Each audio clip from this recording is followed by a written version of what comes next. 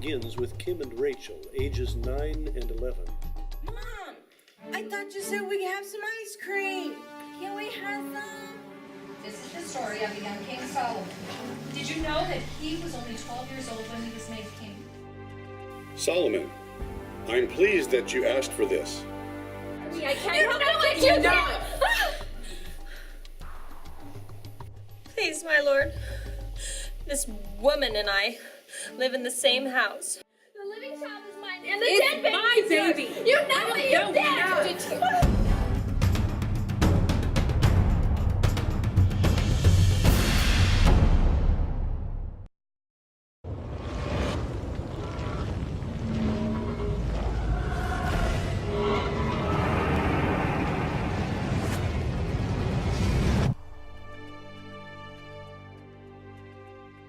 Now, ladies and gentlemen, our story begins with Kim and Rachel, ages 9 and 11, who have not been getting along lately. They're in the middle of an argument that's beginning to look like it could get them both into serious trouble with Mom. Let's peek in for a moment and see how things are faring for our friends Kim and Rachel.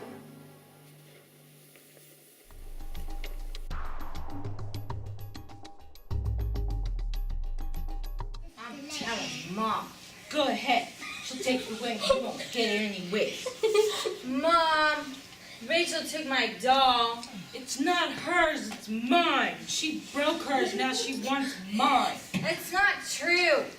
When I woke up this morning, her old broken one was in my bed, and she had mine all wrapped up. See? This one has pink lips.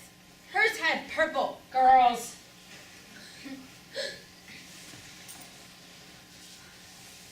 This reminds me of a story I read in the Bible the other day. Not another Bible story. Yes, another Bible story. I think it was in 1 Kings. Let's see, chapter 2 or 3. Oh, here it is. Here it is. This is the story of the young King Solomon. Now, you girls settle down and both listen. This is the story of a young King Solomon.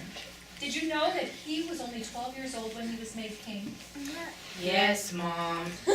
Our Sunday school teacher told us a couple of weeks ago about King Solomon, how he's a peacemaker, how he's 12 years old. Do we have to hear this again? Yes, we absolutely have to hear this again. All right. Okay. Now, we'll start in verse 3. Yes. And Solomon loved the Lord, walking with him in the same way his dad did. One night after worship, with many offerings of praise to God, Solomon was sleeping, and God appeared to him in a dream. As Solomon dreamt, God spoke to him. Ask, Solomon. Ask for anything. What shall I give you? Can you imagine God telling you you can have anything? Anything at all. What would you girls ask for? Another doll. I know. My own room. Oh, you too. I think we need to hear the rest of the story, don't we? I guess. I know. If we're still and quiet, can we have some ice cream when we're through? Can we, Mom? Please? Please? We'll see. Now settle down and let's hear this story. Let's see what Solomon does after God offered him anything he wanted. I think we left off in verse 6. Yes. Solomon replied to God, "My father David, your servant, was honest and did what you commanded. You were always loyal to him, and you gave him a son who is now king. Lord God, I'm your servant, and you've made me king in my father's place. But I'm very young and know so little about being a leader. And now I must rule your chosen people, even though there are too many to count. Please make me wise and teach me the difference between right and wrong.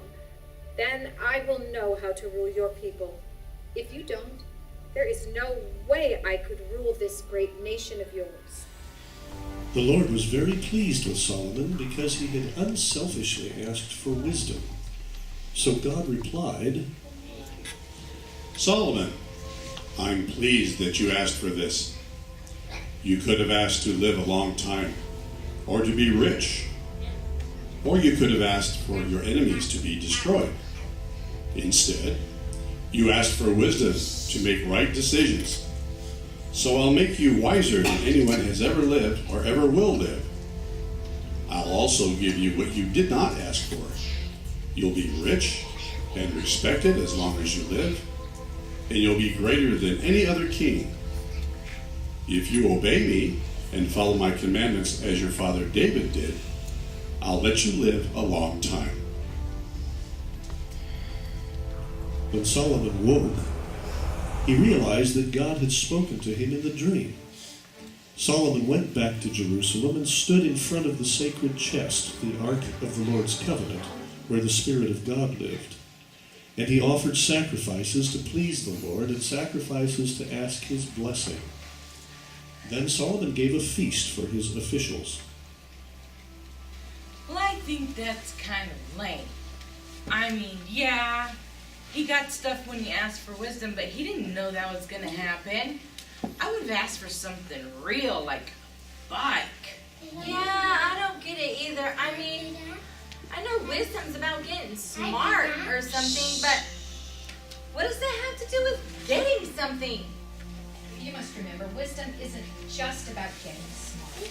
It's about knowing God's ways and seeing through the problems to the solutions instead of worrying about them. And getting wisdom can be such a huge blessing, not just to you, but to others as well. Now, let's get back to the story and see what Solomon does with this wisdom. I think we left off in verse 16. Sometime later, 2 women came to the king in his palace, as was the custom when a problem was too big to solve alone. Please, my lord, this woman and I live in the same house. Not long ago, I gave birth to a son. 3 days later, she gave birth to a son. One night while we were all sleeping, she rolled over onto her baby in the night and he died. She got up and she took my living baby from my bed and put him in her bed. And then she put her dead baby in bed with me. When I got up to feed him in the morning, I could see that my baby was dead. When I looked at him in the light, I could see that it was not my son. It certainly was your son. And the living child is mine. The living child is mine and the Yes, baby is mine. yours. How can you No, do it's that? Both of you claim the living child is yours, and each said that the dead one belongs to the other. All right, bring me a sword. Cut the living child in two, so that way each one can have half. No, please. Go ahead. Don't kill my son. Cut him in half. I love him, but please don't kill him. Just let her have him. Just please don't kill Neither him. one of us will have him. Hold! Do not kill a child, but give him to the woman who wants him to live, for she is his mother.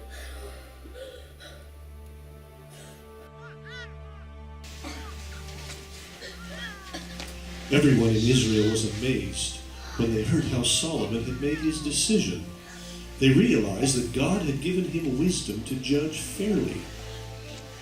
Let's see what the girls think of this story. Mom, do you think Solomon would have really cut the baby in half like it says in the story? Honey, one thing you have to remember is when you're reading the Bible, you're reading actual history, not just a story. I think he knew that the real mother would never allow her son to be harmed, and he counted on her to do the right thing, save her son. Mom, can you give the baby doll to Rachel? I don't want it to get cut up. It would be better for her to play with it. Mom, I was the one who broke my doll. I was sad, and I was mad that I had broke her. So I took Kim's doll. I'm sorry, Kim. Will you take the baby back? I am so proud of you, too. Now, why don't you just play with it together?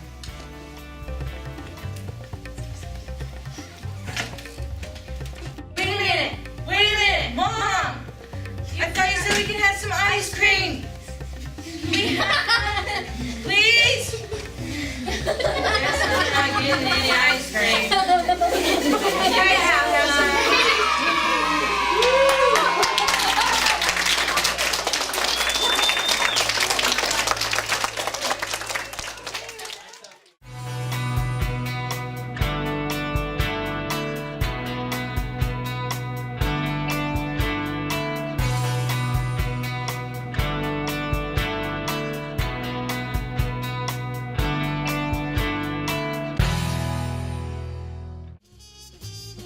In the cast of Solomon the Peacemaker, Brian Eagles playing the narrator. And Lee Richardson playing God. David Gossett playing the guard. Cole Starren playing Solomon. Aaron McMahon playing Woman 2. Teresa Siebert playing Woman 1. Paula Argent playing Kim. Kay Alarcon playing Rachel.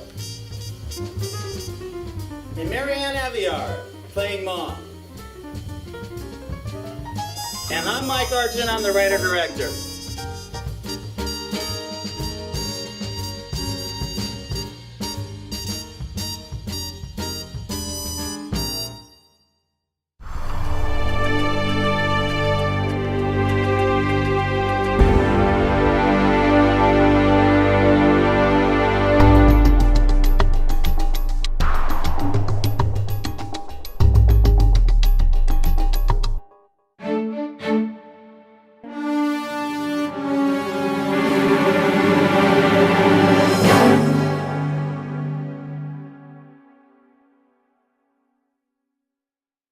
Ha ha ha!